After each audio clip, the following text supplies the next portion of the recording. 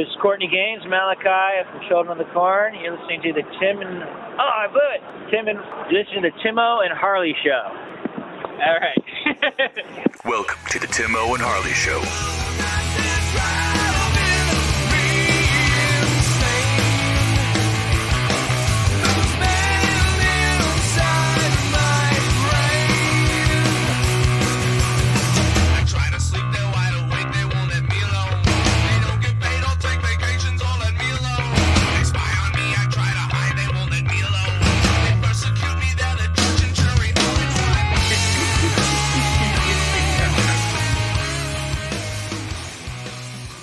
Thank you for listening to Timo and Harley Show. I am Timo. Over there is my partner in mind crime, Mr. Ben Harley. Say hello, Harley.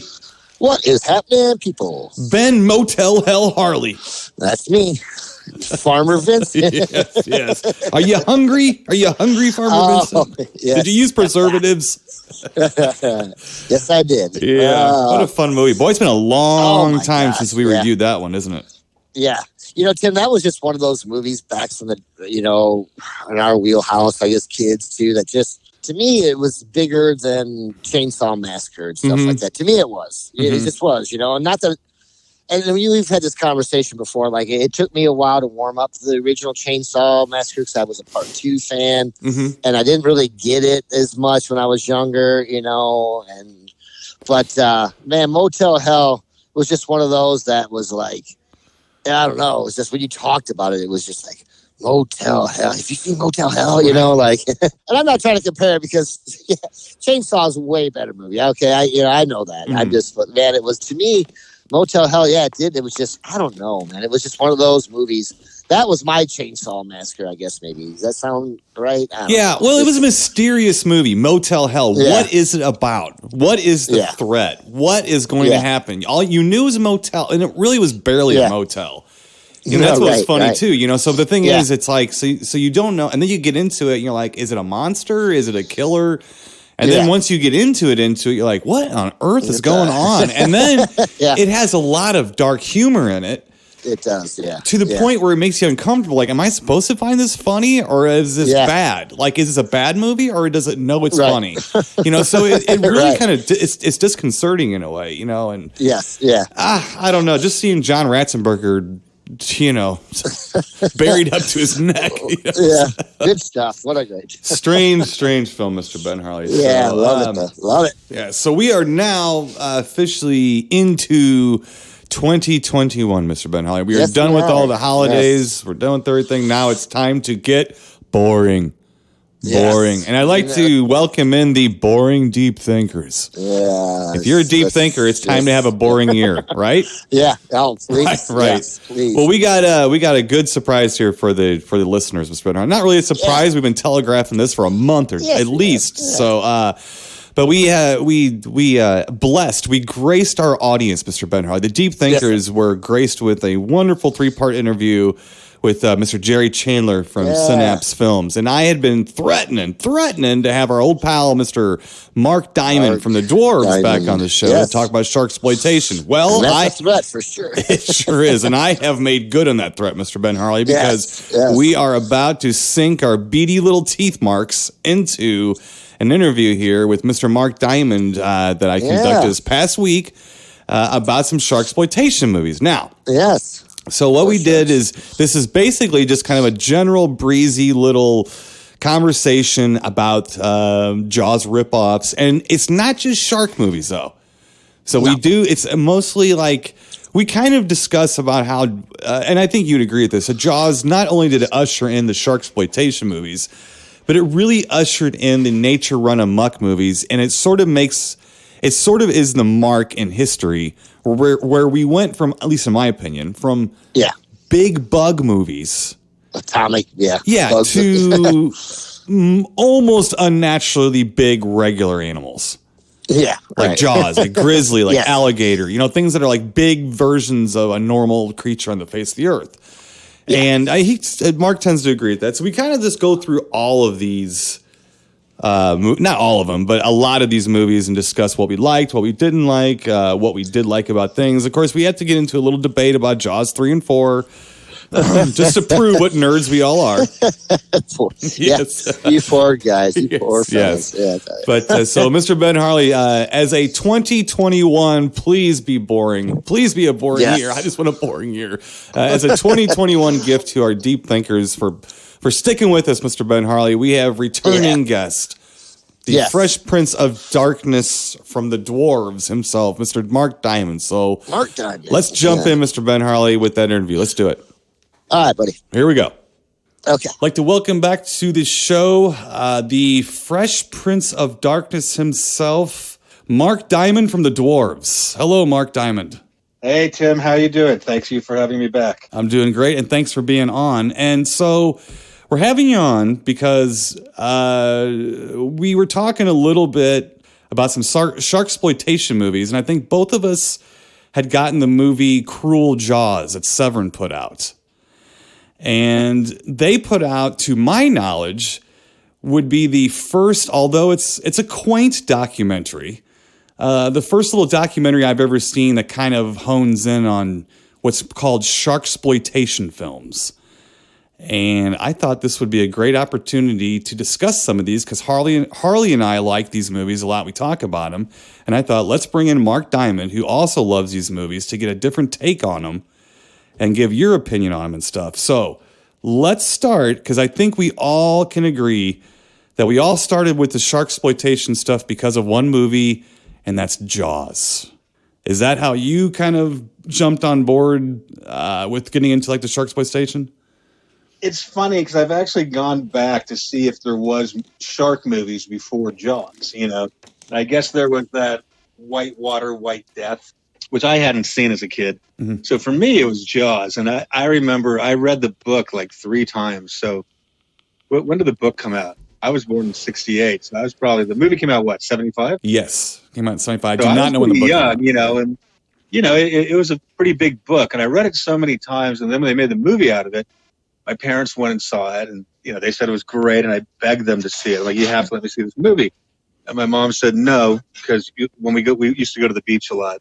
Then you'll be scared and you won't enjoy the beach, And then so I didn't see it when it first came out, but it was such a huge hit. It stayed out obviously for a long time, and I just kept working on my mom, and she finally let me see it. And of course, it was fantastic. Yeah. And of course, anybody who's seen Jaws, you never go to in any body of water without thinking about it. But I still went to the beach and enjoyed it. Well, let me interrupt you and ask you real quick, because it is that you just dawned on me. I'm landlocked. I'm in Illinois. I mean, I'm in the middle of the country. But was it different for kids around?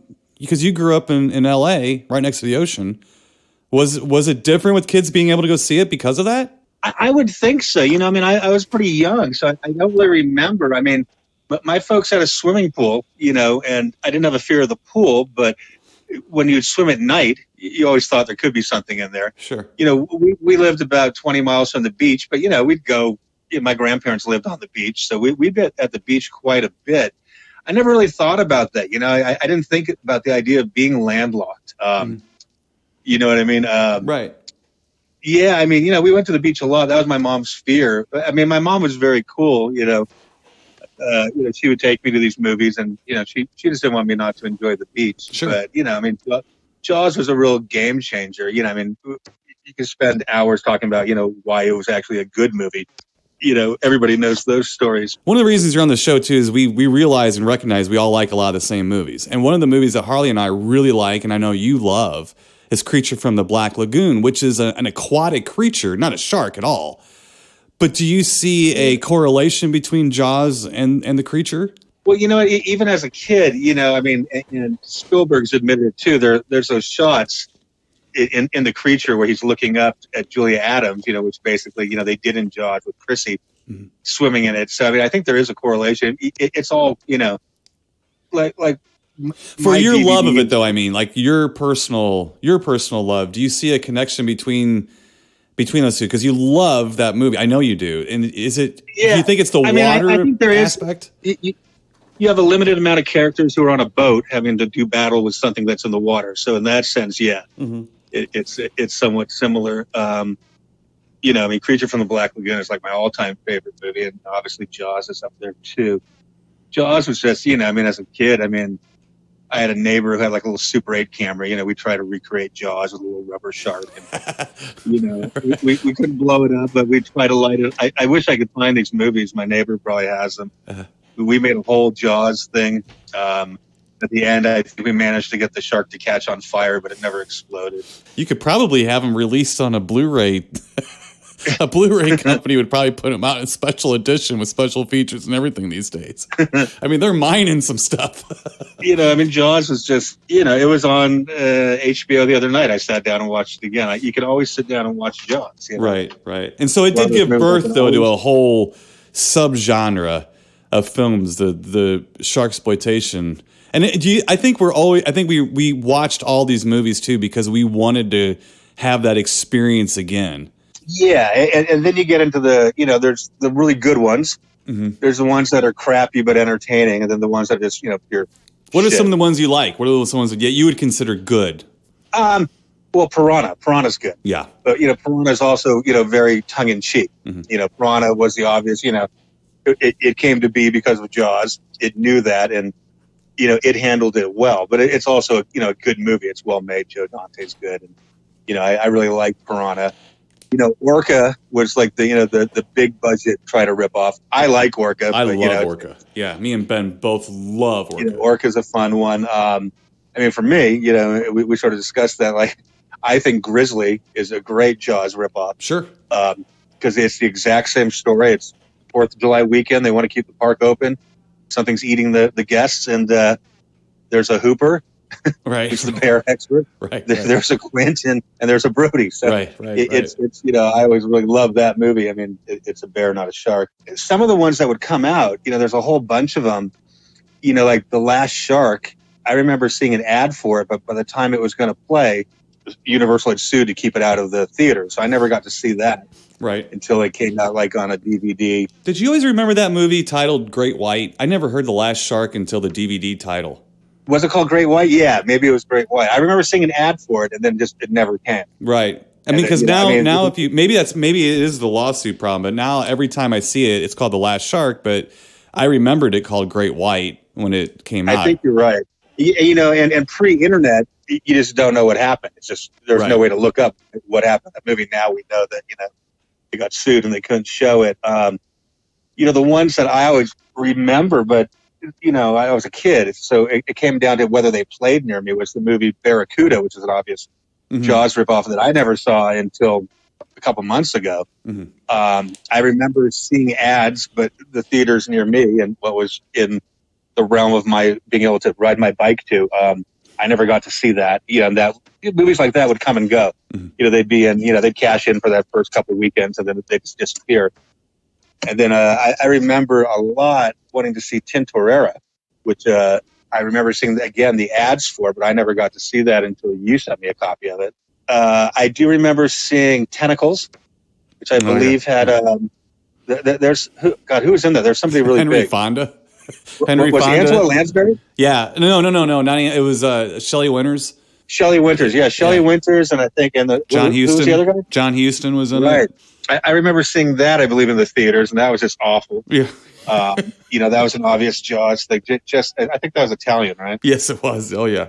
Yeah, they paid a bunch of like really well-known actors like Henry Fonda, Claude Atkins, and a bunch of people. I think Bo Hopkins is in it. But these people got a free trip to Italy. So pretty much. Right, yeah, exactly. That I remember paying money to see that, and that was quite terrible. Yeah. Trying to think of, there's the ones that, I own now and watch, and then the ones, as a kid that I was trying to get to see. Right. Like I said, it kind of came down to geography. A lot of movies just, if they didn't show at my local theater. What about Alligator? Oh, yeah. Alligator was great. I love Alligator. Yeah. That was a real good one. Yeah. That whole, the whole post-Jaws, animal thing I really liked, and Alligator kind of, bridged the gap, well, it's in the water, so it's kind of a shark movie. Right. But, that's another one that the writing was good and, Robert Forster was good. I like Alligator. I think that holds up. It feels like Jaws to me. And you talk about Alligator and these other movies. It kind of is the mark where movies went from radioactive giant bugs to just unnaturally large animals. But it was like a nature run amok still, but there wasn't as much scientific mumbo jumbo. They were almost believably big, like animals and things in them. You know, again, Jaws handled it well. I think Alligator handled it fairly well. You know, Alligator 2, I used to live in Echo Park. Like half that movie's filmed in Echo Park Lake. So I always get a kick out of that. It's terrible, but it was filmed right there. You know, Piranha was really good. Piranha 2 is so bad it's amazing. I don't know if it counts as a shark one, but it was like a big animal thing. I know Ben loves it. You love it. But when I went to go see Prophecy, if you remember John Frankenheimer's Prophecy, and I remember where I saw it. It was at the Town and Country Theater in Encino. Me and my neighbor, the same guy that we tried to make the Jaws film on Super 8, we went to go see it, but we went into the wrong theater. And, you know, often you would go into a movie and you'd see the end of the movie before it, and then your movie would start, right? Right. And we were in there, and I still don't remember what movie it was. And, you know, I was a pretty nice kid or whatever. And, you know, this was probably just at the very beginning where, you know, I kind of learned that you could sneak into R-rated movies, but I probably hadn't seen a lot of things. And we were in the theater. It was just some old people. It's funny that I call them old because they're probably in their 30s. At the time to me, it was just a bunch of old people sitting around a table talking for a really long time. And then I always remember this. I wish I knew what movie it was. That place, it showed like a lot of kind of like arty stuff, but one of the characters just suddenly said, "Fuck you, John." And I looked at my neighbor and I go, "Oh, we're in an R-rated movie." You know?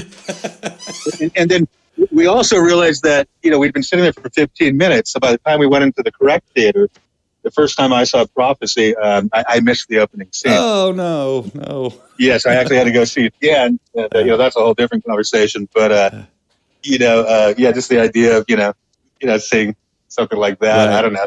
Well, there's so many like sharks and bears and anything with like teeth or claws, including the movie Claws.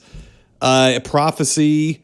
I think they all kind of roll together. It's like even if they're not in the water, they're in nature. I think what it is taking us people who, even me being a rural guy, I think it's kind of taking us people who have kind of like congregated in the cities and pulled us back out into nature and then have nature attack us. And I think that Jaws is such a great example of that because there is no more wild wilderness than the oceans. Right. And Jaws, you know, in Jaws 2, you know, they broke the cardinal rule that they killed a kid real quick. Right, you know? right. You never kill. I always loved Grizzly, you know, because, you know, they kill a kid in it. But Jaws did it first, you know. You didn't. It's always okay to, you know, to kill the girl who goes, you know, skinny dipping because, you know, she's a slut. So you can kill her and you can kill, you know, the kid who's smoking pot or whatever. Right. But, you know, 15 minutes into Jaws, they kill an innocent little boy. Right. Graphically, you know. You know, and that was heavy. You know, it's still heavy, and it's still, you know, the best shark attack scene ever shot. You know, for my money. What about the Jaws? To me, like the Jaws sequels are almost like a little subgenre in themselves, and everybody debates and argues over the 4 Jaws movies, and a lot of it, I think, is people's age. The first Jaws movie they might have seen. What do you think about the movie? Because me and Ben, we go back and forth. Of course, Jaws is our favorite. I mean, there's Jaws, hands down. But yeah, Jaws was so huge in my life, you know, and I just loved it so much. You know, I remember, you know, as a kid, you know, the paper was still black and white. You know, the LA Times was black and white, and you know, at the beginning of the summer, you'd get like the calendar section, which would show the movies that were going to be coming up. And I'd always look through it, and I remember turning the page, and there was a 2-page ad, and it was in color. And I'd never seen an ad in color. It's the first one that I can remember, and it was for Jaws 2.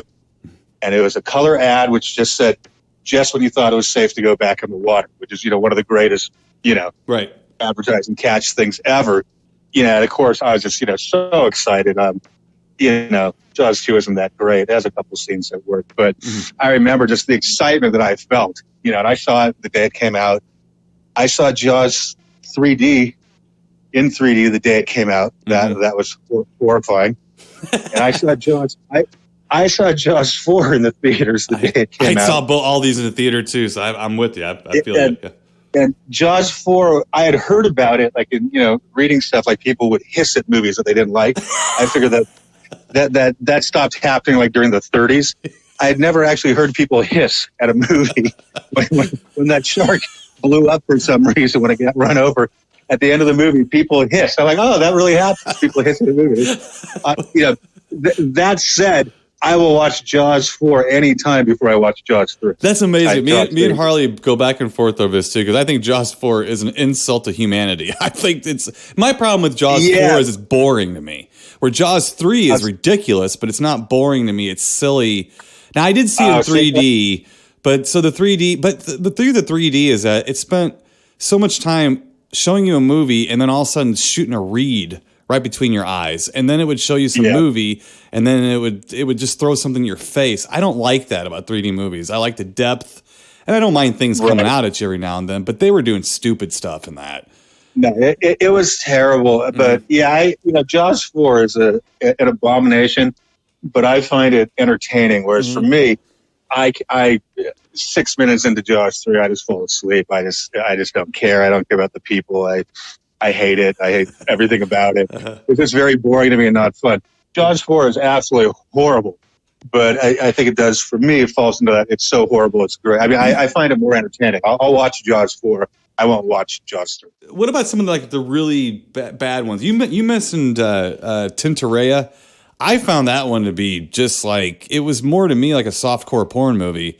But it did have, and you mentioned this, it did have this one standalone shot of someone standing in shallow water. And that's done really well. What appears to be a real shark coming right towards someone. That was the one that I always wanted to see. I could never find it. And you sent it to me just like a month ago. So I'd never seen it till recently. And it's pretty terrible. It's just kind of like a soft porn type film with a shark. But that one shot, they're night swimming. And one of the people is, I forget, it's the girl from we talked about this. Priscilla Barnes? Yeah, Priscilla Barnes. She's in it. But that scene looks really good. It's really scary. When you're a kid and you read all the shark books, they always say most shark attacks happen, in 3.5 feet of water or whatever. Which, of course they do. Most people don't swim in 500 feet of water. But not very long. That scene, I went back and watched that scene a bunch of times, and it's good. It looks good. The shark looks like it's real. It seems to grab someone by the arm and pull them off. I don't know. That was a really effective shot, I thought. I did too. It's so sad. You have to get through whatever nonsense, and then it even goes between languages, like back and forth, where that's disconcerting to me. I mean, I don't mind like watching it's definitely terrible, but yeah. I mean, for me, that one scene, is better than any bad Sci-Fi Channel shark movie. Well, right, and see, one of the things on that Cruel Jaws thing too is that the young lady who was on the documentary, it's basically just her talking, and she clearly has it for shark movies. I mean, she's really into them and stuff, but she starts talking about some of the I call them post-video, made-for-video shark movies, which encompasses made like direct-to-video, at least here in the States, shark movies, and also Sci-Fi Channel Asylum type movies. Do you see any validity in those? Because I don't. I think they're like 5-headed shark attack and crap like that. I mean, I mean, it's the same thing with their Lake Placid 8 and giant python.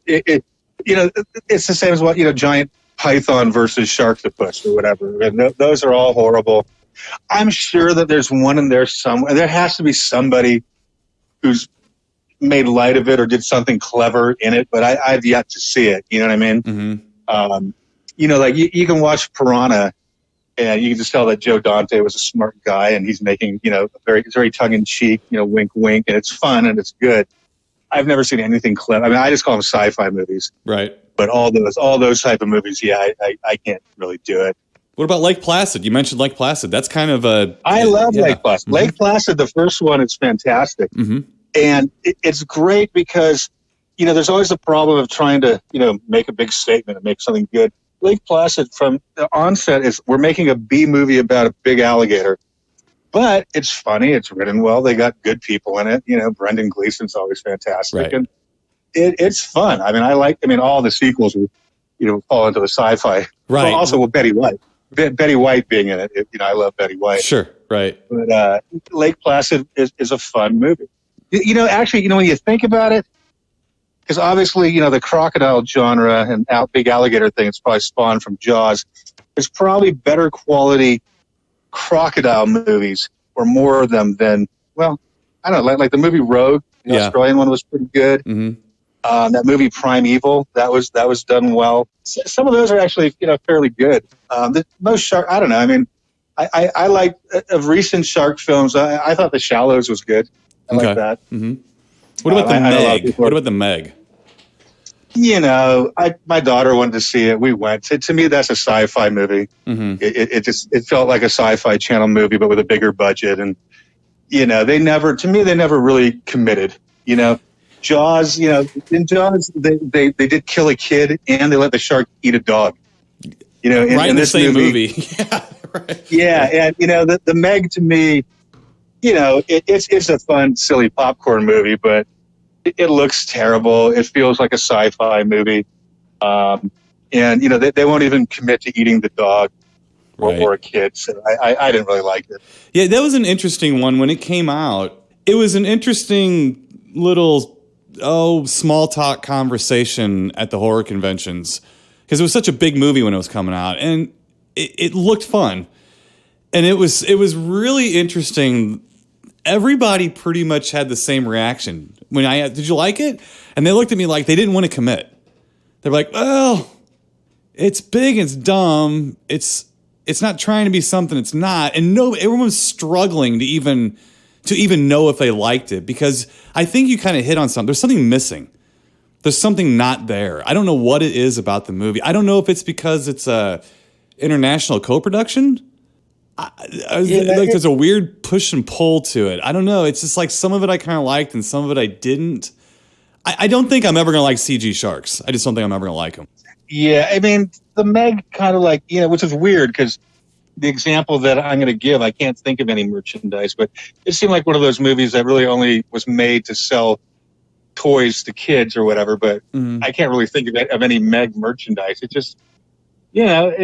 there's always that market. Hey, they got my money. I took my daughter to go see it. Right. It was entertaining. It's a big shark eating people. I'm up for that. Right. With slightly better production values than a sci-fi film. Right. But the thing looked terrible. The CGI was awful. I don't know. It's just like if you're going to do it, do it. I mean, there's not that it's all about bloodshed, but there's, does anybody die in it? I mean, I don't know. I mean, I guess it eats somebody. I can't remember. I know it doesn't. It eats Rainn Wilson. Yeah, he gets eaten. Yeah, that's right. I like him. I met that guy once. He was really nice. Oh, really nice. Yeah, the Meg kind of sucked. Mm-hmm. Yeah, I think we could all just say it. Now, we all wanted to like it. Yeah, I can't tell you if I liked it or didn't. And it's kind of a sneaky movie, though, because it makes you keep going back and looking at it. Because you're like, is there something there I liked? I can't remember, And that's the other thing, too. It's hard. It's not a very... I think maybe that's what it is. It's entertaining, but it's not memorable. Yeah, and I think you're right, too. When you were done watching it, you're like, was there anything good in it? Right. Yeah, because I know that I've watched it since. Right. I've watched it since then. Right. Trying to find something, that's memorable, and it's just not very good. The first shark movie besides the Jaws sequels, in my mind, somebody could mention one, I'd be like, oh yeah, I forgot about that one. But after Jaws, the first respectable one to me, and this is a long period after Jaws, was Deep Blue Sea. I'm not saying I love Deep Blue Sea, but it seemed like that was the first time after Jaws where somebody said, let's try to make a really good shark movie that isn't Jaws. Yeah, and you know what? Deep Blue Sea, it had that thing where you went and saw it, and you go, okay, this looks and feels like a real movie. Mm-hmm. The Sci-Fi Channel movies are just crap, and you can tell. Deep Blue Sea, it looked good. The CGI sharks were better than average. It had that good scene at the beginning where Thomas Jane kind of yanks, the ode to Jaws, where he yanks the license plate out of the right shark's mouth. I mean, Deep Blue Sea's fun. I mean, at least they don't kill a dog, but they let the thing eat the bird. I like that. Right. I mean, it at least committed. You know what I mean? You're seeing a shark film. It shouldn't all be about blood and guts, but the shark has to eat somebody, and in that movie, it did. Right. The Meg just never, it never really committed. It had a little bit of like and this is something else we've talked about recently too, like that Leviathan Deep Star 6 kind of thing too, where there was like a research center that the sharks were invading, too, right. Which I kind of liked. I don't think I liked the movie. I don't think I liked the being sharks. I think I wanted to be more monsters because I had a hard time. Well, that's convenient. The place floods and that's how the sharks get around, and things. Right. And then there was sometimes when a gag goes on too long, I start rolling my eyes. And the one that's sticking out to me is when LL Cool J, who I like a lot, he got stuck in the oven.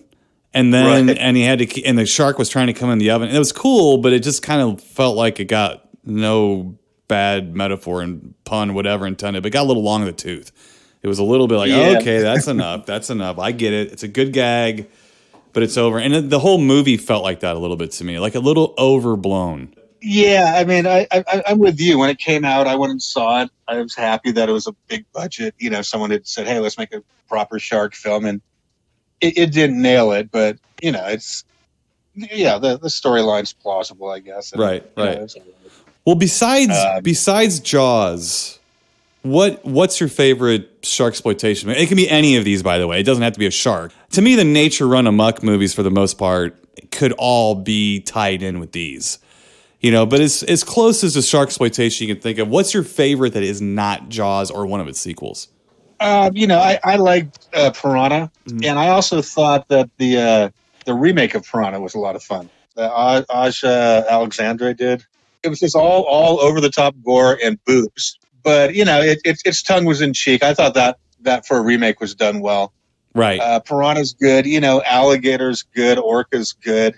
I still think Grizzly is the best Jaws ripoff ever. I love Grizzly, but it's not really a shark. I remember as a kid going to see The Deep, because it was written by Peter Benchley, and Robert Shaw was in it. And, they do have the scene with the big, there's things in The Deep that scared me. They had a fight scene with the two guys in the boathouse. That really freaked me out. Yeah. There's something about that I found really brutal. That really freaked me out. It's very uncomfortable. Yes. Yeah, I mean, and The Deep's a pretty, it had Jacqueline Bisset in the opening scene coming up, so as a young boy, that was quite memorable. The eel getting Louis Gossett Jr., that was pretty good. And the scene in Zombie, where the zombie fights the tiger shark, that's, to me, that was just amazing. And I remember, seeing the ad for Zombie, and it just looked so gross. Like, okay, I got to go see this. And, you're going to see zombies. And, Zombie was actually a really great film, and it looked good. But then suddenly you got a topless woman swimming. So as a young boy, you're like, well, that's kind of awesome. Right. And then they have a real tiger shark. Yeah. So to me, that's one of the best shark scenes ever shot. Yeah, that's one of those. Well, that just happened. Moments when you were a kid, you saw it the first time. You're like, did I just see that? Is that what just happened? First time I saw, when I was a kid, because of Jaws, I watched everything on sharks. So, you can always tell, what's a real shark, what's a fake shark. Right. And the amazing about Zombie watching it is that the whole time you're like, that's a real shark. That's a real shark. You find out now that, they sedated it and fed it like 400 pounds of horse meat to make it real sluggish, but it's still a guy fucking around with a real big tiger shark. Which is pretty impressive, Right. Well, let me ask you this here. These movies are, if nothing else, time wasters and entertaining. And it's kind of fun to watch them all try to be Jaws. It's almost like when you're talking about you were trying to make Jaws with your little toys and stuff, with your 8mm camera. A lot of these Sharksploitation movies are only a big chunk of money away from what you were talking about you were doing. So they're a lot of fun. But let me ask you this. And I just thought of this because being an LA guy and living 20 miles from the beach, do you have any personal shark stories? I caught a barracuda once in Mexico. That was kind of neat. Did you? Yeah. I take my daughter sometimes to the pier, and part of the fun thing is, we'd go fishing. We never caught anything, bigger than like a rockfish or whatever. But you'd see people, the Ventura Pier pulling up sand sharks, that are like 5 feet long. I mean, we never hooked one, but that's kind of, I'm trying to think, like, did I ever have a real shark story? My wife grew up in Australia, but she's never had one either. So. Okay. I'm trying to think. I have friends who surf, but I don't remember any of them ever telling me a shark story now. That's pretty interesting, too. I mean, just because being a landlocked guy, I wouldn't have any kind of point of view whether or not a shark story would be common or not. Of course, we don't hear about the times that people go out surfing and they have a enjoyable day and they come back and they go home. We only hear about the surfers who go out and they get their leg bit off. Yeah, which is funny, which really is kind of a testament to the staying power of Jaws, that if someone even gets nipped, just a teeny little nip on their board, on the other side of the world, it's in the first 10 minutes of the daily news. Right. It doesn't matter where it happens. If somebody even just gets like, their little toe bit by a shark somewhere swimming, that's news. It's right. You have fucking pit bulls mauling people to death. They don't even mention it every day. But if some kid in fucking Malaysia gets, his little toe bitten off, while he was out boogie boarding, you hear about it. If the news came on at 6 o'clock, by 6:10, they've talked about a shark attack. Right. So, that really kind of shows, the staying power of it, When I was like, I guess 6 or 7 years old, we went to a vacation down in Florida on the beach. And I went into the ocean. I walked out, I'd say probably, I was little. It felt like 50 feet, but I was probably about 15 feet in the water, 10 feet in the water, and stepped on seaweed and screamed, "An octopus has me." And I was in the pool for the rest of the vacation, never got back in the water. I was so scared. But I love these movies, though. I mean, I absolutely love them. So, when I was a little kid. It's funny, though, for you, where you grew up and stuff, I'm really terrified of lakes. Like, I've gone to the beaches all my life. I've been lucky enough to, go to Fiji and, my wife's family in Australia. I've been to those beaches. And I've never really been fearful of sharks, but I've only been in like a lake, like maybe 2 times in my life. Okay. And I don't like that. I don't like it. It's all squishy on the bottom, and I'm terrified. I'm much more afraid of what's in a lake than what. And I know scientifically there's no, sharks in lakes, but I don't really envision any time that I'm going to be going into a lake or swimming in a lake. Yeah. And, in all the same movies that we watch, you can see people jump into the lakes all the time. Right. To me, that's much more terrifying than just being. Well, to wrap it up, what's your least favorite out of all these? What movie do you just go, ugh? You mentioned it can't be Jaws. It cannot be one. It's the same thing. It can't be one. So Jaws 3 is off the table. But what is what's the Sharksploitation? Now, both of us have just seen Cruel Jaws. With Hulk Hogan Jr., I guess. Yeah. Well, see, like, Cruel Jaws to me is much more entertaining than Jaws 3. Just for that guy alone. Right. And the fact that they actually took parts of Jaws and put it in there, which is pretty amazing. Right. And other movies, too. The worst one, wow. I mean, if I can't do Jaws 3D, of the direct Jaws ripoff movies, Barracuda is really terrible. That's an awful one. They just, they obviously, Orca was good. Barracuda, they just picked the next thing in the ocean that had pointy teeth and they made a movie about it. And it doesn't hold up. And, Tintorera has that one good scene. Barracuda has nothing. That was just an absolute piece of shit.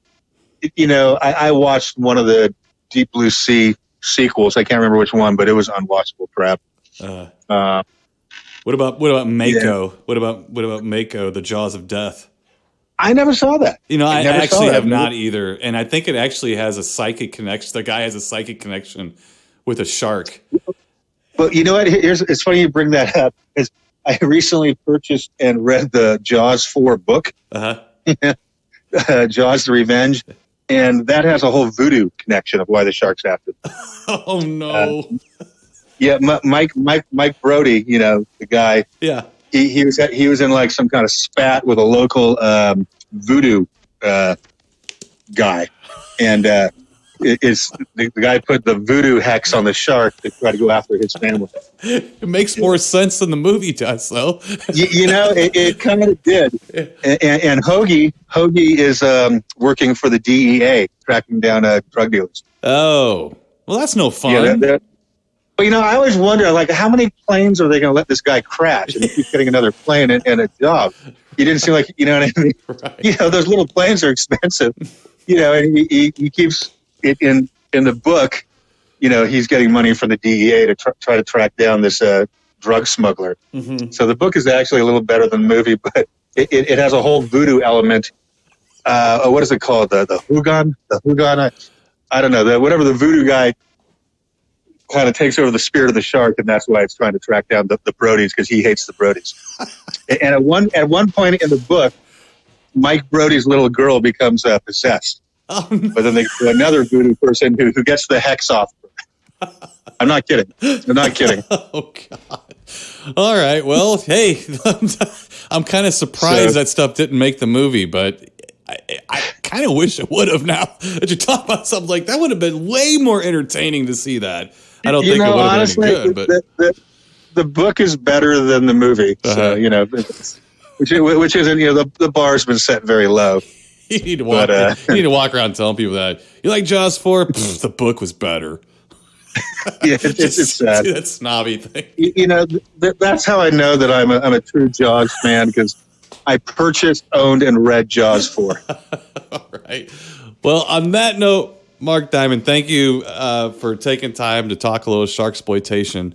Thank you for having me. Yeah, and we'll have you back on again. I like to have you on every now and then to get some kind of sometimes a coherent thought between me and Harley about these movies. But it's nice to get other opinions too from people that have very similar interests than us too. And it's always fun to debate Jaws 3 and 4 too, because I don't get it. Yeah, for me, there's no debate. Jaws 3 is just unwatchable. Just unwatchable. It's funny, real quick, like Jaws 2 was a disappointment. And the problem with Jaws 2 is that all those kids are so hateful. You know what I mean? Mm-hmm. They're all a bunch of snotty kids, and you don't really like any of them, so you don't care. That's the great thing about Jaws is that, when you care about characters, you don't want them to die. And Jaws 2, you're just like, yeah, fuck, these kids are all annoying. Well, and it's hard to wrap it. It's there's no characterization. It's really hard to. They're all kind of stereotypes and archetypes. Yeah, to me, that's where it really fails. Mm-hmm. I've in watching Jaws 2 now. I mean, obviously, the scenes with him and Murray Hamilton are good. I like the scene with the lady, the oceanologist or whatever. Let me ask you. I hate to step she was on a little you. girl in. She was in To Kill a Mockingbird. She was Scout. Oh, is that the same woman? That's the same woman. I did not know that. I've always said about Jaws 2, if that woman would have been through the rest of the film. Yeah, I've read stuff where apparently originally she had a much bigger part. Uh-huh. And then for whatever reason, it got whittled down. But like her little scene, she's great. Yeah. And her banter with, Roy Scheider saying, hey, this big fish took a bite out of another big fish. And she's like, it's not a fish. They had a really good rapport. And then apparently, she was a little girl in To Kill a Mockingbird. And I did not know that. I love that movie. Like that scene is good, And I always wish that she would have been in more of the movie. I thought the movie would have been much better had she been a thread throughout the film, because I thought that's what Hooper and Quint was great, to be sort of characters that were threads with Brody through the film. And in this movie, he has Jeffrey Kramer, his deputy, who I like, but he needs more people with him.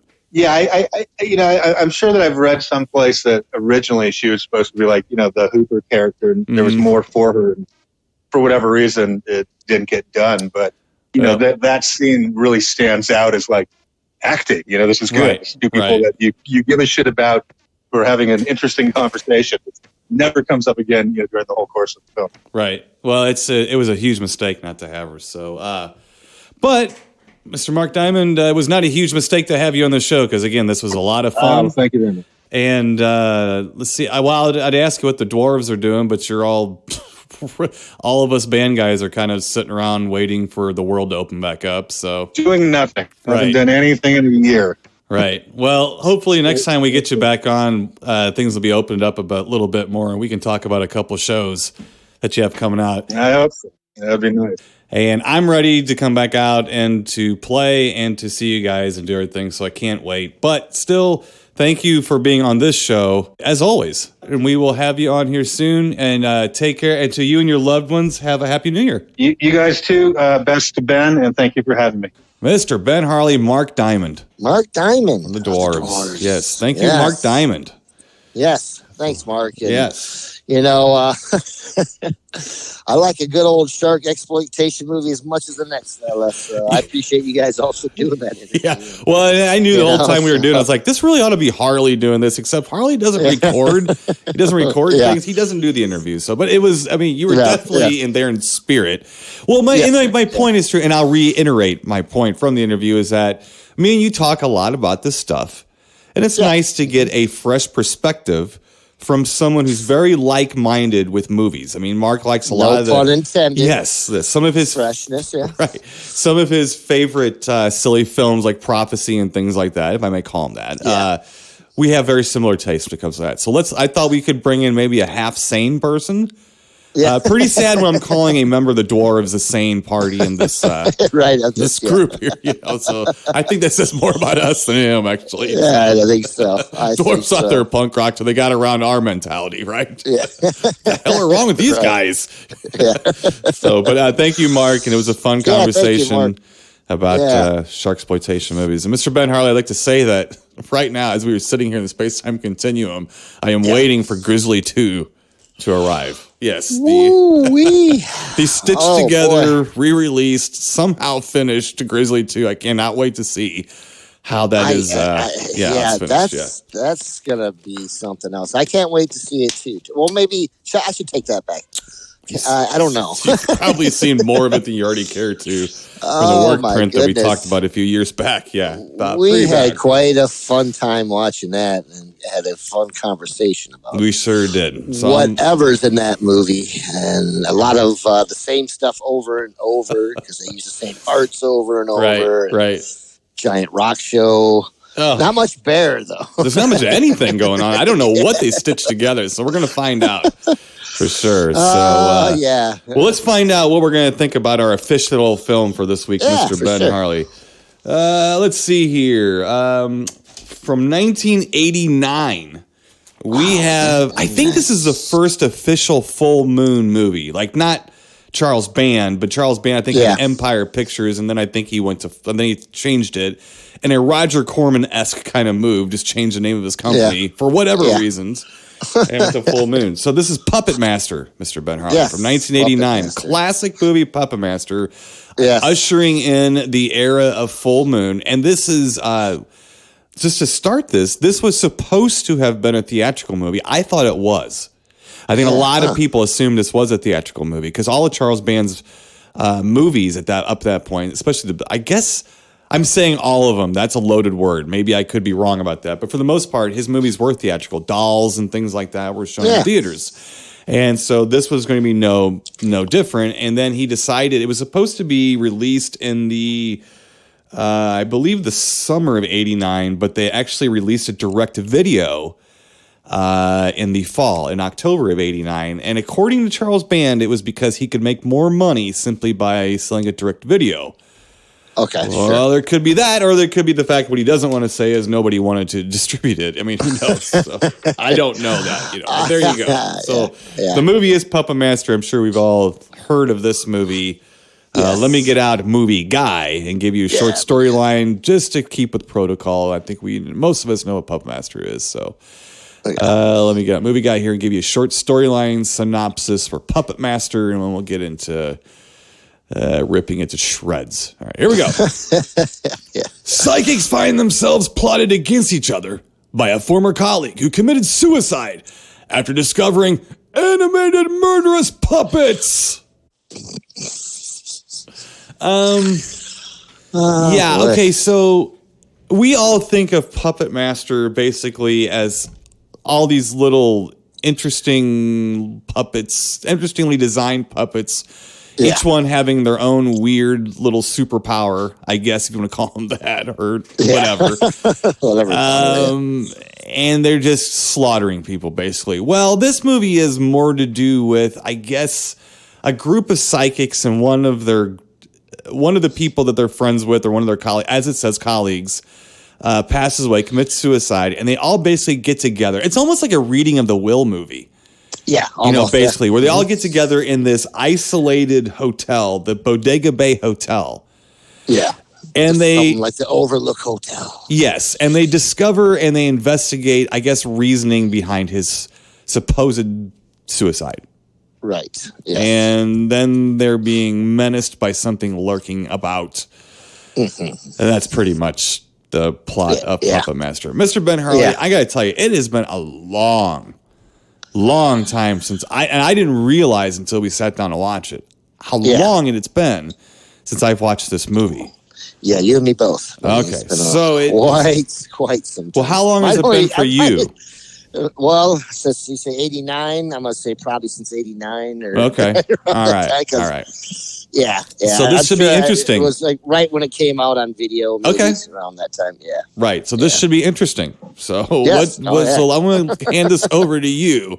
So your thoughts here, just kind of jumping into Puppet Master. We have a classic in our hands, so we have to handle this delicately because I'm going to start with this. Start with this for you here. Yeah. I was baffled by how I did not like this movie. Yes, absolutely baffled by it. So what do you think? Go ahead.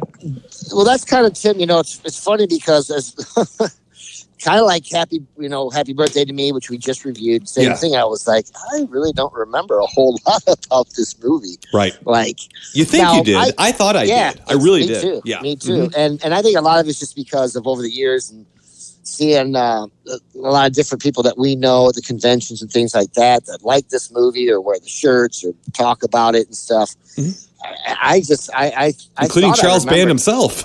Yes, exactly. Right.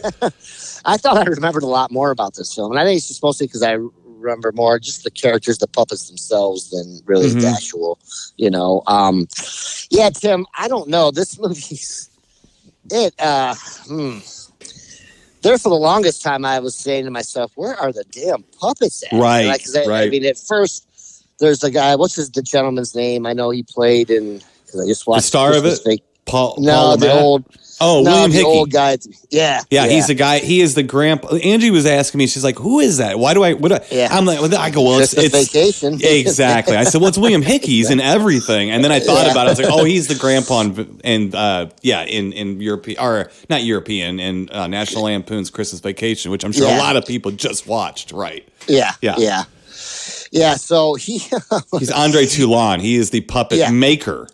Not the puppet master. So basically, he's being menaced by is that Germany? That's it was. I think? Yes, Nazi Germany. Yes, Germany. So he has to hide away the puppets and stuff. Now, I kind of found some of that a little bit more interesting, and then all of a sudden we got to the psychic stuff, and I was just like, wait a second, now, like. I really don't remember any of that stuff about it, at all, and like you said, it's kind of like reading of the will type story, and a little bit shades of, not that they were trying, maybe they were trying, but like The Shining a little bit, because of they go and meet at this large hotel, and I don't think they were really trying to go for it too much, but I got that feeling. It was more like The Haunting to me. Like I always remembered this a little bit like The Legend of Hell House or The Haunting, where a bunch of psychics get together to try to figure out the haunting or the supernatural just going on. So my memory, my recollection of this, I had no recollection at all of the actual puppet master. Like I had no recollection of the colleague who commits suicide, and they all get together, to basically mourn his death. That I didn't. I thought they were getting together to investigate Andre Toulon's place. And to be honest with you, I think that's a plot of one of the sequels. Yeah, I think so. It's a little different, just a slight different, with people getting together and getting menaced by these puppets. But you're right. The puppets have less than 5 minutes of screen time. Oh yeah, in a 90-minute movie. Yeah, because they're for like the longest time, like they're basically just trying to. It's almost like they're trying to feel out their ex-colleague's wife. No, not like that. They're just trying to, right? Like what happened to him, and then there's 4 of the psychics that show up, and all 4 of them have different abilities, right? And 3 of the 4 are just jackasses. I mean, jackasses. The two women and the one gentleman, The one are a couple, the man and the woman, and then they're very much a couple. Yes. They like get a room, and they do. Yes, and they do. right. Yeah. Do. And then there's like the real kind of like the real cranky lady, the kind of like the tough lady too, you know. And then there's Paul LaMatt, who is the kind of star of the movie, Alex Whitaker. And then I would guess that what was his Neil Gallagher, I guess, is the name of the deceased person who is I call him like a haunting zombie. Yeah. He's sort of like looming about. You know, he's pulling the strings somehow. Puppet Master, haha. Well, that's kind of what it is. See, I think what was throwing me off is this. I'm waiting for a puppet movie, and this is a movie about a guy who figures out the secret of controlling puppets. Yes. That have been made already by William Hickey's character Andre Toulon. Now, this series is a long series of movies, to the point where even I had completely lost sight of this first movie, where it's really not, the puppets are almost a little subplot. Mm-hmm. And so if you're watching the movie now, you're waiting for it to be about the puppets, and I think the movie gets confusing because that's not what it's about. No. And the thing is, so they show up and they're basically trying to figure out, is he really dead? Is he, is he playing a trick on them? And then what's crazy is his body's he's in a casket, but then like through different parts of the movie, he'll be out of the casket, sitting up somewhere, right? Like in somebody's room or in like another room, sitting there propped up. Yeah. And then you got to pick him up and put him back in the, So, and they keep kind of thinking, well, is it him doing it? And they really don't believe that he's dead, and I don't really think they believe in his wife either. Mm-hmm. Now, his wife, parents, I believe, owned the hotel, Tim, right? And then so he kind of grifted his way into taking, her hand in marriage and then actually killing her parents and taking over the hotel, and so that's kind of where, he got access to the hotel and things like that. So we start to find out more stuff about just how smarmy he really is. Right. Right. But you really don't know that he is alive. Are the puppets doing this? Are the puppets moving him around and things like that? But you really don't even see the puppets that much. No, it's a lot of point of view shots, like on the ground. Yeah. So it's something small running around, which, I don't dislike that. I do like that. It's okay, but there's not even very much of that. No, in it, No. I'm watching this going, how did this become Puppet Master? Yeah. I mean, where were we at? Like, were we like so starving for this that we created, because the fans turned things into classics. Sure. Yep. And definitely. Yeah. And I don't know, Tim. I don't know if it was just like, because at that point I would have been 19 when this came out. You weren't much younger than that. No. 16 or something, 17 when this came out. So I just think this is one of those that's kind of more of when it came out, for a wheelhouse for kids that were much younger than us, and that the puppets really kind of intrigued them and things like that. And I know it's a lot of times I see, you see the one puppet with the hook he has a hook and then Blade on one hand. Yeah. His name's really Blade. popular. That's the character's name. Yeah, Blade. Right. I see him a lot. Like he's a good little character. Tattoos. He's a good little character. I think he was supposedly was modeled off Klaus Kinski, which you can totally see by looking at him. Yeah, for sure. Yeah. Well, I believe that for sure. I mean, the thing is with me though, it's kind of like, first of all, Charles Band. He had a thing for like these little creatures, like the movie Dolls, demonic toys he made later on with Full Moon, Doll Man. A lot of these like Shrunken Heads, a lot of these movies that he had done through Full Moon were horror films about either shrunken things or small things or dolls or toys coming to life, or things like that. So, and really Dolls marked the beginning of that, but there's such a stark, there's only like a 3 or 4 year difference between Dolls and Puppet Master, but Dolls is such a wonderful, great movie. And this is like, what is wrong here? Now, we have a different director, Now, we don't like Dolls was Stuart Gordon. Stuart Gordon is he's a great director. He's absolutely wonderful director. This was directed by David Schmaler, who directed Tourist Trap. Really? And actually, he also directed Crawl Space with me and Angie just watched with Klaus Kinski in it too. But this ain't no tourist. No, it's no Tourist Trap, and it's certainly no Dolls. No, and I'm wondering if it could make more money, but by going direct to video is the truth, or not? Because this is not getting personal or wanting to be disparaging, but let's just say this: for me to say Charles Band might have stretched the truth a little bit for business reasons is not a stretch to begin with. So I have a hard time thinking. I think more that this movie almost forced him into a made-for-video thing, looking back on it now, because Harley, I was, as the movie was going on, I was more and more and more shocked I was actually getting angry.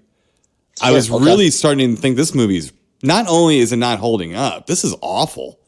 Oh, yeah. It's awful. I mean, it's boring, it's slow, I have barely any idea what's going on. Because I'm here for the puppets, not for the douchey guy who's supposedly dead, whose corpse keeps popping up everywhere. Because it is a lot like a Reading in the Will movie, but you're focused on the puppets, so the rest of the story is a throwaway story, and they're begging you to hang on to it. Yes, in a way, and all you care about is little puppets, and you get barely any of them. Now, when they do attack, they attack. Yes, they do. They get busy. Yeah, they do. They do. But it's just like, none of these characters in this movie I care about at all. None of them. Absolutely not at all. You know? And then to the point where I was like, okay, I'm ready for the puppets to do their business. Man, just take Yeah. Well, that's the thing too, because you're like, first of all, Paul Le Mat sleepwalked through his career, not just this performance. He was a laid back kind of. You hired Paul Le Mat. If you wanted you weren't going to get him to stretch as an actor. He's kind of like Harry Dean Stanton. Harry Dean Stanton used to say, they asked him about his acting style and stuff. Harry Dean Stanton says, "I memorized my lines." He said, he goes, "I'm not exactly a leading man." He goes, "If you hire me, you're hiring Harry Dean Stanton." Yeah. If you hire Paul Le Mat, you're hiring Paul Le Mat.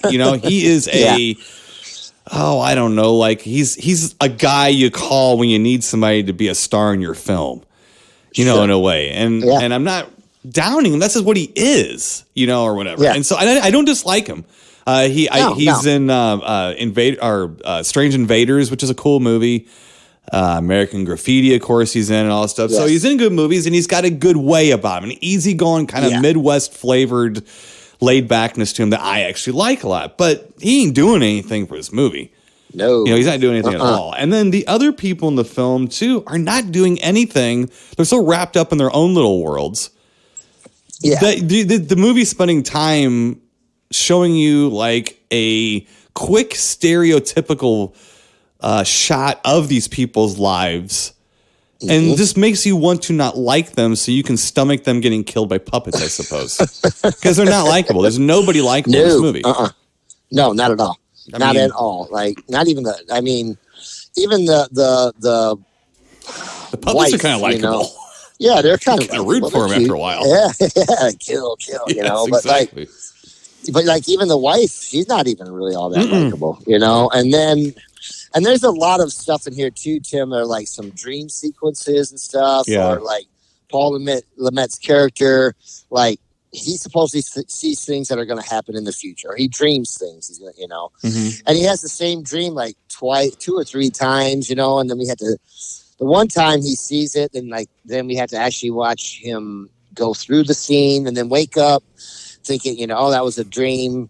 And then go through the same almost identical scene right on top of it, right? Oh, again, I'm like, oh my God, are you serious? Like, okay, I understood it was a dream, but wait, now, okay, we're going to go through it again, and then, I guess there's nothing really about it that I can, and even though I liked the puppets at times, I just was like, man, someone needs to punch that one puppet out and just punch him out. You know what I mean? Like stomp him so there's nothing left, you know, but that doesn't happen. Well, you know, that's the problem. You're going to have a hard time with these kinds of movies anyway, because it's kind of like movies about killer kids. I know that there is a whole cult around the character of, let's say, Chucky. Yeah. I am not afraid of a little doll. No. I don't care how pissed off or mean that doll may be. Yeah. That doll may be wielding a long knife. This 5'10", 5'11" guy will kick that doll right in the face and punt it across the road into the field. Okay, I mean, it's not. I'm not afraid of kids. I'm not afraid of little dolls and toys and things. So you're going to have something like Trilogy of Terror, where it's just a slam dunk in order to get me worried anyway. But here's the thing. I was so disappointed, Harley, because my memory was that this was a good movie. Yeah, that's kind of why I picked it the other day. I was like, oh, yeah. Yeah, well, I liked the first three of these. Yeah. In my recollection was that after like the second or third one, it just became, okay, whatever. Well, after seeing this thing, I'm like, boy, I was a sucker. Yeah. I was. For sure. Oh, yeah, because I could not believe. I mean, look, and this hurts to say. Yeah. This is one of those movies I would tell people, it's a good movie, Puppet Masters. Well, I'm sorry to say, sitting here today, that I've recently gone back and watched Dolls, a couple other movies. They hold up great. Absolutely great. This movie, though, I'm sad. It does hurt to say, it was awful. It was terrible. Yeah. I mean, just terrible. Well, I felt bad, too, going through. I was like, I just don't remember a lot of this, you know? Mm-hmm. And here's the thing, and I beat up on myself, and you in the audience are deep thinkers. I've heard this. You know, some of these movies, I'm like, well, you know, I don't remember a lot about it. I probably only saw it one time. Now I know why a lot of these movies I only saw one time because I just didn't like them. You know, I just didn't. And it took a lot for me, especially back in the day, and it's getting harder for me to remember because we're talking 30 years or, you know, and more ago. Right. You know, that I'm like, you know, a lot of these, when they came out on video, I watched them, and if I didn't like them, I didn't watch them again. If I liked the movie, boy, I'm going to watch it a lot, you know, and I'm going to absorb it, and I'm going to, you know, and there's a lot of those that I did. This was not one of them at all. Well, you know, but hold on now, because I agree with you, by the way. I mean, obviously, we're both like a little stunned that this wasn't better than it is. But we go back to these big bug movies and stuff, some of these 50s movies, and I find them to be almost like holding up very well because they're fun stories and everything. There's no joy in this at all. I mean, like it's almost as if we were drinking the Kool-Aid back then, and the Kool-Aid's worn off, and now we're looking at the stuff going, the hell were we thinking? This isn't any good. I mean, it's like not even close to good. It's terrible. No, I have that a lot of times with some of these, and which is a shame, and I feel bad because I'm like, what was seriously, what was I thinking? Or we must have really been starved for some. But you know, Puppet Master for me was just one that didn't really jump out at me that much. It just didn't. You know. And I'm surprised because, you know, us talking about trilogy of terror. Right. You know, it's just how much that scared the hell out of me, you know, it did. And I still, and we went back and reviewed it recently. Yeah. And I think that held up pretty darn well. The absolutely. Monster. These, I don't know. This was like a slow moving, just boring film for me. It's just, and the same thing. I didn't really care about the characters. Not at all. Just no. I mean, that was the thing too, because I mean, I literally was pretty excited, like not excited, but I thought, I just hadn't seen it in a long time, and you picked it. I was like, hey. I was glad you picked it. I was like, hey, that's not a bad one. That's probably a good, breezy, fun little movie. No, that's the problem, Harley. It's not fun. It's boring. No. It isn't like, it isn't sitting boring on your nerves. It isn't trying to make you depressed or anything. It's just, I mean, it's painfully slow. Like, just edit something, move forward, do something, explain what the hell's going on. Don't show me. Start explaining something. Tell me something. Yes. I mean, it's to the point where the boobs are boring. Yes. I mean, everything's boring. It's like, oh, God. By the time you get to, like, the big reveal, with the puppet master guy, the Neil Gallagher, pulling the strings everywhere and doing this and that, you're sort of guffawed, confused, don't care, and the whole unraveling of the mystery runs by you, and you don't even catch it. You're like, okay, whatever. Right, exactly. That's where it got to the point where I was like, I don't care. Right. I didn't either. And then, like, it was funny because the wife takes Paul Lammette's character, whatever, up to like, well, this is where his workshop, and that's where that one dream sequence starts, and then it happens again. But I'm like, where's what workshop are you talking about? There was like one circular saw laying on a table. And I'm like, okay, did he build these little intricate puppets with a gigantic circular saw? And stuff like that. Just to me, I'm like, if I'm thinking about this stuff, delicate tools, man, yeah, I'm like, okay, then this movie's lost me at this point. You know what I mean? I don't even. And then, and then I guess, towards the end, then you're like, okay, well, then I guess she was in on it. So, okay, well, I guess that other part makes sense, but I don't care. I really, at that point, I don't either. So, and I almost makes me want to go back and see Puppet Master 2, maybe 3, just to look at it to say, am I mistaking? Because, that happens sometimes. Like, I bet a lot of people think they really like Friday the 13th, but they actually like Friday the 13th Part 2. Yeah. You see what I'm saying? Like, I think we identify that quickly. Now, I know you like the first one a lot more than I do. But I think people's memory is Jason. Yeah, Jason doesn't even show up, and the hockey mask isn't even till like halfway through, if not more. The third film. The third film, and right, and so this kind of has a little bit of that going on, where you're like, I remembered like puppets and a lot of puppets and puppets who do neat things and they kill people, and every scene is basically a setup for the puppets to kill. That's not what this movie is, man. And no, it's not a very interesting story. It's a very interesting idea. It's handled horribly, though. I mean, the Andre Toulon character, the guy who's the guy in Nazi Germany, is cool. That's a cool little thing. William Hickey's a great actor. That's a good little thing. You need to bring that guy back. You need to bring like all of that, and it cheats on that a little bit. It doesn't really do that.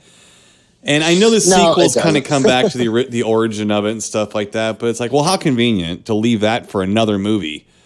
But that's what it feels like. It feels like we have a good idea here. Let's just slap something together. I'm Charles Band, and we're going to make 10 sequels of this, and we're going to milk every little good part that we could put in one movie, and we're going to spread them out into 10, and we're going to release them direct to video, and people like Timo and Ben Harley are going to rent and buy this stuff because it's what's on the shelves. Right. Yes. Mm-hmm. And I think but I don't even know if that was intentional, but certainly after this film, that became more and more intentional.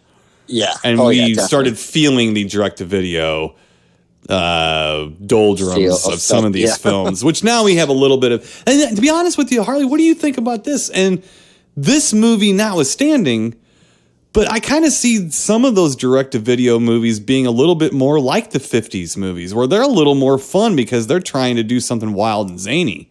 Yes. And it felt like Puppet Master was almost trying to hold back, almost trying to get a theatrical release, thinking being more boring is going to be more acceptable back in 89. Does that make sense? Yeah, a little bit. But I mean, it's just, and that's the thing is it was boring. Like, it just. There's not much it's not acceptable in it. I mean. No. I don't know. No. I don't know, Tim. I was very highly disappointed. Yeah, me too. And which is a shame because I was. Same thing. I picked it out, and I was kind of looking forward to it because I hadn't seen it in a while, and kind of wanted to reminisce a little. And me too. And boy, I'm not sure I'm so happy about the reminiscing now. Well, it ain't your fault, buddy. I was feeling you. I was like, oh, this will be cool. Yeah, let's do this. And it's like watching it, but on one hand, though, discovering this, talking about that, I'm glad. I'm glad now that I know because I'd be walking around telling people I like Puppet Master. Guess what? I don't. Yeah. Yeah. So I'm going to give the movie and I'm shocked, and I'm not. I'm not happy about it. That makes me upset that to go back to a movie and I know a lot of people, our friends included, really like this movie. And if you've hung with this movie over the years and you have allowed it to stay with you, and more power to you. Well, no, I mean, I think some people, if they liked it, because Harley, can we at least say we thought we liked this when it came out? Yes. I think we did like it. We didn't love it. but we enjoyed it for what it was when it came out. It didn't knock our socks off. No. Right? That's what we thought back then. Well, if you liked the movie more than we did and kind of kept it with you, so you bought all the DVDs and VHSs, you like to watch it every now and then, it's one of your movies. Yes. If it's one of your movies, then maybe you don't realize how much it doesn't hold up because you've seen it more times than we have. Right. If that makes any sense. Yeah, that's true, because I just don't think it holds up at all. No, it at doesn't. all. No. And there's some painfully long sequences. Well, they just handle the dolls in the movie Dolls so much better. And I dare say maybe it is a Stuart Gordon versus David Schmaler thing. And Stuart Gordon has a much more illustrious career than David does. But boy, it really is showing something here because, I did not like this movie. So, No. Real unfortunate and really surprising. How about you, Mr. Ben Harley? Yeah. As well. Yeah, I did not find it fun, man. No. And that's what I was looking for, was something a little more fun. And I mean, I think the characters are cool. And I'm not like huge fan of the characters in this movie off the bat, but still, like and I'm not talking about the actors, about the little puppets, and right. But it just, I found it to be very boring, I guess is the best word I can put out there. It's just boring, and I didn't really care. Like, right. The characters were, and then the whole psychic stuff for me was just, I don't know, man. They could have done better doing something else. Well, I was okay with the psychic thing if the psychics would have like psychically peered back in time and had more flashbacks with Andre Toulon and the damn puppets instead of this guy we don't care about. Yeah. And who they're there for because he died or whatever. It just takes a wrong turn. That's all. It's just you couldn't do the story much more wrong than that. I mean, it's right there. The interesting character is the puppet creator, not this guy who discovered him and figured out the secret how to manipulate him or whatever. That's okay, but that's not. You got to have a lot more of the origins of it than that. So I don't know. Well, my thing is too, and then once like the main character, whatever, or the guy who's supposedly dead. Once he says something bad, boy, he says something bad, and then he smacks that one girl, and man, the puppets don't like neither of that. Like, so then the puppets turn on him. Right. And it's so funny because he is so freaked out by them. It's like, I think you should have been afraid of them like when you created them too. It's like, now, you know what I mean? Like, I don't know, man. And my thing is too, Tim, a lot of that stuff, I guess for me, it's hard because I feel the same way. Like, that stuff doesn't scare me as much, I'm like, that little thing, like, stomp on that sucker, right? Like, and I feel bad because that's I mean, then I'm taken away from it. Well, that's what I was saying earlier though too. I'm just not afraid of it. So you got to make a good story, like make me interested, make me creeped out, make it threatening to me. And that little thing in Trilogy of Terror, zoo, it went, it's been thrown around like, holy crap, get that thing away from me because it's much more excitable than I could ever be. I couldn't, Mr. Ben Harley, I couldn't take cocaine and drink Red Hot and snort red pepper. I wouldn't get that excitable. So it's freaking me out, man. These things are like, they need a much better story wrapped around them. To make it interesting. And maybe the second or third one does. I don't know, but I don't remember the second or third one being better. I just remember I remember liking the first three, but maybe I was completely wrong. I don't know. So, but anyway. Well, maybe we can go back and try one or two. I'm a little not sure I'm looking forward. I'm a little wary of that now. I might do that by going and report back. So let's get out of here, Mr. Ben Harley. I'm depressed enough about Puppet Master. And we're into 2021 now, so it's time for what a way to start 2021 being a boring year, getting Puppet Master, a surprisingly boring film. Yeah. Oh man. Yes, it was. Yes, it was.